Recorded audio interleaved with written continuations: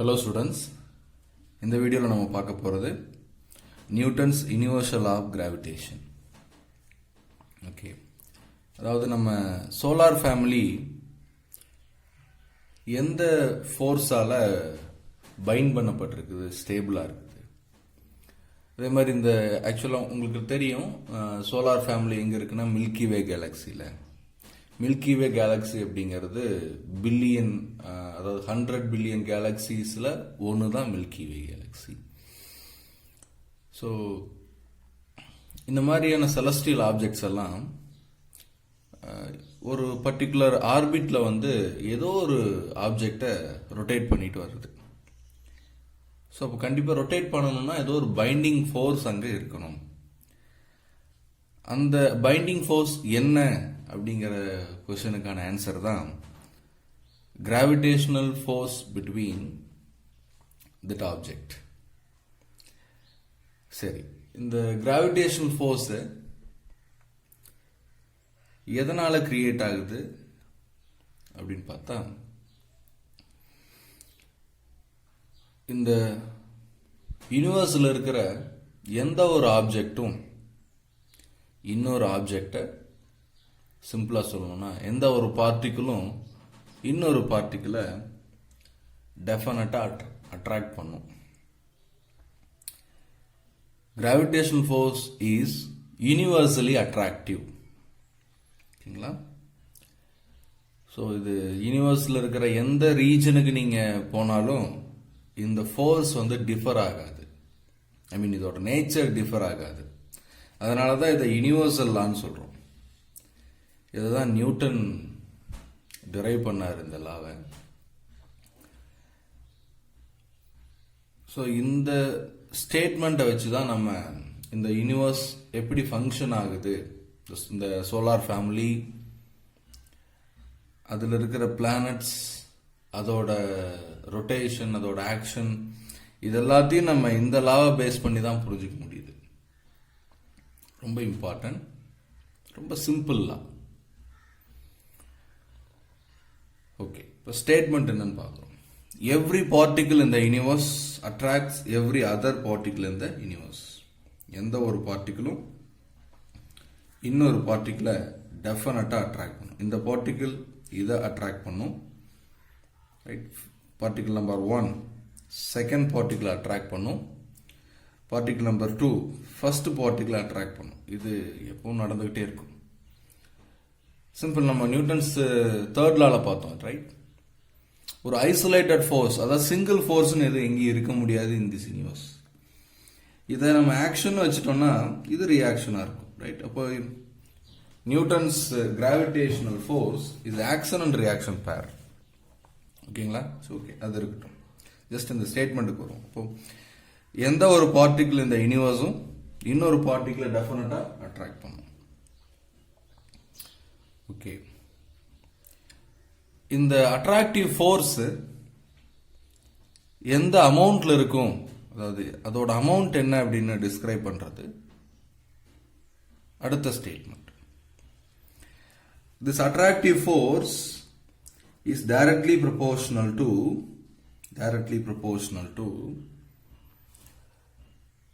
product of two masses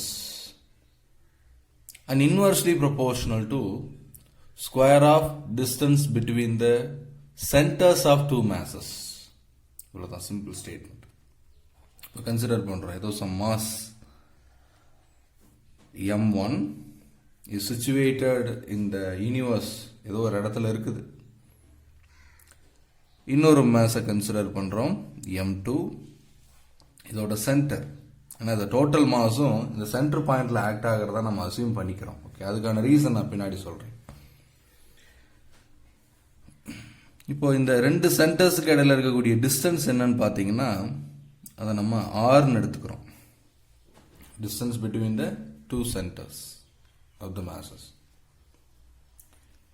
okay, இந்த force இப்போ எப்படி டிபெண்ட் பண்ணியிருக்குன்னா, force is directly proportional to product of their two masses m1 into m2.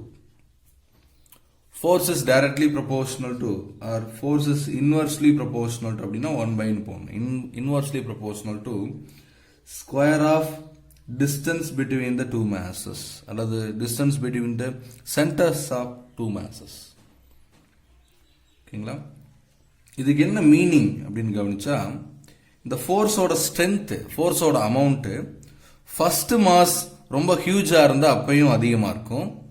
The same time second mass ரொம்ப பெருசா இருந்தா, ரொம்ப அதிகமா இருந்தா அப்பையும் அதிகமா இருக்கும். ஸோ ரெண்டையும் டிபெண்ட் பண்ணி இருக்குது, ரெண்டையும் டைரக்ட்லி ப்ரொபோர்ஷனலா டிபெண்ட் பண்ணி இருக்குது. அதனாலதான் is proportional to product of their masses சொல்றோம். அதே மாதிரி இந்த ஃபோர்ஸ் டிஸ்டன்ஸ் அதிகமாக அதிகமாக ஃபோர்ஸோட எஃபெக்ட் குறைஞ்சு போயிடுதுங்க. ரைட்? இப்போ நம்ம பிளானட்ல இருக்கிறோம், எர்த்தில் இருக்கிறோம். ரைட்? எர்த்தோட சர்ஃபேஸ்ல இருக்கிறோம். ஓகே, ஸோ இதுல இருந்து ஏதோ ரொம்ப ஹியூஜ் டிஸ்டன்ஸ். ஓகே, சன் இருக்குது. இப்போ நம்ம சன்னால அதிகமா அட்ராக்ட் பண்ணப்படுறோமா இல்லை எர்த்தால அதிகமா அட்ராக்ட் பண்ணப்படுறோமா அப்படின்னு பார்த்தா எர்த்தால தான் அதிகமா அட்ராக்ட் பண்ணப்படுறோம். காரணம், அதாவது பார்த்தீங்கன்னா எர்த்தை விட சன்னுக்கு ரொம்ப ரொம்ப அதிக mass, nearly million times mass அதிகம். ஓகே, ஆனா இருந்தாலும் இந்த சன் இருக்கிற டிஸ்டன்ஸ் ஃப்ரம் அஸ் இது ரொம்ப தூரமா இருக்கிறதால இதால ப்ரொடியூஸ் ஆகக்கூடிய ஃபோர்ஸ் நம்ம மேல ரொம்ப கம்மி தாங்க. ஆனா பிளானட் எர்த் ப்ரொவைட் பண்ணக்கூடிய ஃபோர்ஸ், எக்ஸர்ட் பண்ணக்கூடிய ஃபோர்ஸ் ரொம்ப அதிகம். காரணம், டிஸ்டன்ஸ் ரொம்ப கம்மி. ஓகேங்களா? அப்போ இது என்னதான் ஹியூஜ் மாஸா இருந்தாலும் ரெண்டு மேசஸ் கடலுக்குரிய டிஸ்டன்ஸ் அதிகமாச்சு அப்படின்னா ஃபோர்ஸ் டிராமாட்டிக்கா குறைஞ்சு போயிடும். ஓகேங்களா? So force is proportional to square of distance between the two masses. இது ரெண்டையும் கம்பைன் பண்றோம். F is proportional to m1 m2 just இது divided by r square. ரெண்டையும் கம்பைன், இதை இப்படி எழுதலாம், m1 m2 divided by r square. இது just proportionality. இதை ஈக்குவல் டு சிம்பிளா நான் மாத்தணும்னு நினைக்கிறேன். சரி, இந்த ஃபோர்ஸ், மாஸ், டிஸ்டன்ஸ் இதெல்லாம் வேற ஏதாவது ஒரு குவான்டிட்டி டிபெண்ட் பண்ணிருக்கு. அதாவது இந்த ஃபோர்ஸ் எப்படி இருக்குதுன்னா, நம்ம எங்க வச்சு பார்த்தாலும், இப்போ m1 m2ங்கிற மாசஸ இதே ஆர் டிஸ்டன்ஸ்ல நம்ம எந்த இடத்துல கொண்டு போய் வச்சு பார்த்தாலும் இந்த அட்ராக்டிவ் ஃபோர்ஸ் ஒரே மாதிரி தான் இருக்கு. அதாவது பாத்தீங்கன்னா வாட்டருக்குள்ள இம்மர்ஸ் பண்ணி பாருங்க, அப்பயும் ஒரே மாதிரி தான் இருக்கும். ஆயிலுக்குள்ள இம்மர்ஸ் பண்ணி பாருங்க, அப்பயும் இதே மாதிரி தான் இருக்கும். இல்ல வேற பிளானட்டுக்கு கொண்டு போய் பாருங்க, அப்பயும் இதே மாதிரி தான் இருக்கும். அப்போ இந்த யூனிவர்ஸ்ல எந்த ரீஜன்ல வச்சாலும் இந்த ஃபோர்ஸோட விஷயம் மாறுறது இல்லை. இட் ஒன்லி டிபெண்ட்ஸ் ஆன் என்னதுங்க, மாசஸ் அண்ட் த டிஸ்டன்ஸ். ஆனா அது எங்க மீடியம்ல வச்சிருக்கிறோம், இல்ல எந்த பிளேஸ்ல வச்சிருக்கிறோம், இல்ல எந்த பிளானட்ல வச்சிருக்கிறோம், இல்ல எந்த கேலக்சில வச்சிருக்கிறோம் அப்படிங்கறதெல்லாம் இங்க விஷயமே கிடையாது. ஓகே, அப்போ இந்த ஃபோர்ஸ் வேற எதையும் டிபெண்ட் பண்ணி இல்லை. ஓகே, இப்போ F is equal to வேற எதுவும் டிபெண்ட் பண்ணி இல்லை. அப்போ எதுவும் அப்படின்னா என்ன செஞ்சுக்கலாம்னா 1 போட்டுக்கலாமா, இல்ல வேற ஒரு கான்ஸ்டன்ட் போட்டுக்கலாமா? 1ங்கிறது கான்ஸ்டன்ட் தான். நான் இங்க அந்த கான்ஸ்டன்ட் என்னன்னு போடுறேன்னா ஜின்னு போடுறேன். Gravitational constant, capital G denotes gravitational constant m1 m2 by r square. சரி, இங்க G எந்த விஷயத்தை கேரி பண்ணிருக்கு, எதுக்காக சப்ஸ்டிட் பண்றோம்னா இந்த ஃபோர்ஸ் எந்த அமௌண்ட்ல இருக்குது அப்படிங்கறத தெரிஞ்சுக்க முடியுது.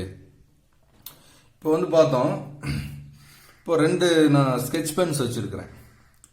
ரைட், இதுவும் மாஸ் தான், இதுவும் நீங்க தான் சொன்னீங்க எந்த ஒரு பார்ட்டிகிள் இந்த யூனிவர்ஸும் இன்னொரு பார்ட்டிகிளை கண்டிப்பா அட்ராக்ட் பண்ணும். பார்ட்டிகிளே அட்ராக்ட் பண்ணதுன்னா இந்த ஸ்கெட்ச் பென்ல million and million number of particles இருக்கும். அதையும் அட்ராக்ட் பண்ணல, ஜஸ்ட் பாருங்க, அதையும் அட்ராக்ட் பண்ணல, ஈஸியா தானே இருக்குது, கீழே தான் விழுகுது.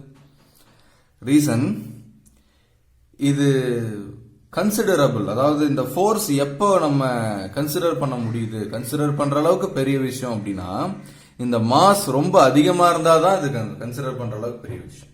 அதாவது எர்த், சன் அந்த மாதிரி எடுத்துக்கிட்டா மட்டும்தான், மூன் இந்த மாதிரியான ஹியூஜ் மாசஸுக்கு மட்டும்தான் இது நம்ம கன்சிடர் பண்ணக்கூடிய அளவுக்கு இருக்குது. காரணம், மாஸ் ரொம்ப கம்மியா இருந்தா, அதாவது பாத்தீங்கன்னா 1 கிராம், 1 கிலோகிராம், 2 கிலோகிராம், 100 கிலோகிராம் அப்படி இருந்துச்சு அப்படின்னா இது ரொம்ப கம்மியான ஃபோர்ஸை தான் எக்ஸர்ட் பண்ணுது. ரொம்ப இது ஆக்சுவலா ஒரு 4 ஃபண்டமெண்டல் ஃபோர்ஸஸ் இருக்குது இன் நேச்சர். அதுல வீக்கஸ்ட் ஃபோர்ஸ் அப்படின்னு கேட்டா இந்த கிராவிடேஷனல் ஃபோர்ஸ் தான், ரைட்? அப்ப இந்த ஜி எதை சொல்லுதுன்னா, இந்த gravitational force how much week it is அப்படிங்கறத சொல்லுது. எந்த அளவுக்கு இது ரொம்ப வலிமை குறைந்த ஃபோர்ஸா இருக்குது அப்படிங்கறத சொல்லுது. ஸோ இந்த ஜியோட வேல்யூ என்னன்னு பாத்தீங்கன்னா 6.674 into 10 to the power of minus 11. யூனிட்டை பத்தி நான் பின்னாடி சொல்றேன்.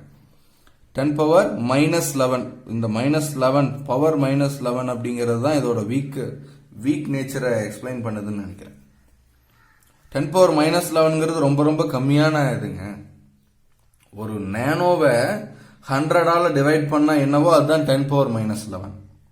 ஓகேங்களா? ரொம்ப ரொம்ப வீக், ரொம்ப ரொம்ப நெக்லிஜிபிள் அமௌண்ட். எப்போ அது ஸ்மால் மாசஸ்க்கு, டே டு டே லைஃப்ல நம்ம ஃபீல் பண்ணக்கூடிய மாசஸ்க்கு. ஸோ இந்த ஜியோட வேலை என்னன்னா, force is proportional to product of their masses and inversely proportional to square of distance between them. Okay, இந்த ஜியோட வேலை என்னன்னா, இந்த மாசஸ் இடையில இருக்கக்கூடிய ஃபோர்ஸ் எந்த அளவுக்கு வீக்கா இருக்கு அதோட மேக்னிடியூட பத்தி சொல்லுது. ஓகேங்களா? ரைட். இந்த வேல்யூ பாருங்க, இந்த 6.674 into 10 power minus 11 அப்படிங்கிற இந்த value is universally constant. Universally constant அப்படின்னா யூனிவர்ஸ்ல எங்க போனாலும் இவர் மாற மாட்டார். ஓகேங்களா? நம்ம பிளானட்ல வச்சு பார்த்தாலும் ஜியோட வேல்யூ இதுதான் கிடைக்குது. எக்ஸ்பெரிமெண்ட்ல கண்டுபிடிச்சிருக்காங்க. மூன்ல போனாலும் இதே தான் கிடைக்குது, சன்ல இருந்தாலும் இதே தான் கிடைக்குது, வேற கேலக்சிக்கு போனாலும் இதே தான் கிடைக்குது. ஓகேங்களா? ஸோ இது வந்து யூனிவர்சலி கான்ஸ்டன்ட். அப்போ universal gravitational constant G. Okay, capital G. இப்போ இதோட யூனிட்டை பார்ப்போம். யூனிட்டை பார்க்கறதுக்காக நான் இப்போ என்ன செய்யறேன்னா, இதை ரீஅரேஞ்ச் பண்றேன். இந்த ஈக்குவேஷனை ரீஅரேஞ்ச் பண்றேன். எப்படி ரீஅரேஞ்ச் பண்றேன்னு பாருங்க. இந்த ஜி நான் இந்த சைடு அப்படியே வச்சுக்கிறேன். ஆர் ஸ்கொயர் இங்க போகுது, எஃப் இன்டூ ஆர் ஸ்கொயர். அடுத்து மாசஸ் இங்கே மல்டிப்ளை பண்ணுது, ஸோ டிவைட் ஆகுது. m1 m2. ரைட். இப்போ ஒவ்வொரு குவான்டிட்டிக்கு யூனிட்டை போடுறோம். ஃபோர்ஸோட யூனிட் நியூட்டன் வீணும். அடுத்து டிஸ்டன்ஸ், அதோட unit metre. So distance square அப்படிங்கிறதுனால மீட்டர் ஸ்கொயர் டிவைடட் பை இங்க கிலோகிராம், இங்க கிலோகிராம். மாசஸோட யூனிட் கிலோகிராம். அப்போ கிலோகிராம் ஸ்கொயர். இப்போ யூனிட் பாருங்க, newton metre square divided by kilogram square per kilogram square அப்படின்னு சொல்லலாம். இந்த கிலோகிராம் ஸ்கொயர் மேல கொண்டு வந்தோம்னா newton metre square per kilogram square. இதுதான் unit of gravitation constant, newton metre square per kilogram square. ஓகேங்களா? So this is universal law of gravitation stated by Newton. என்னன்னா, every particle in the universe attracts every other particle in the universe with the force, this attractive force is directly proportional to product of their masses and inversely proportional to square of distance between the centers of two masses. ஓகேங்களா? இது ரொம்ப ரொம்ப week force. அந்த week நேச்சரை இந்த gravitational constant explain பண்ணுது. இது வந்து எந்த மீடியத்தில் இருந்தாலும், எந்த ஸ்பேஸ்ல இருந்தாலும், எந்த பிளேனட்ல இருந்தாலும், இந்த force between the two object with the same distance is remains the same. இது depends only on the amount of mass, depends only on the distance of separation. Okay, thank you so much.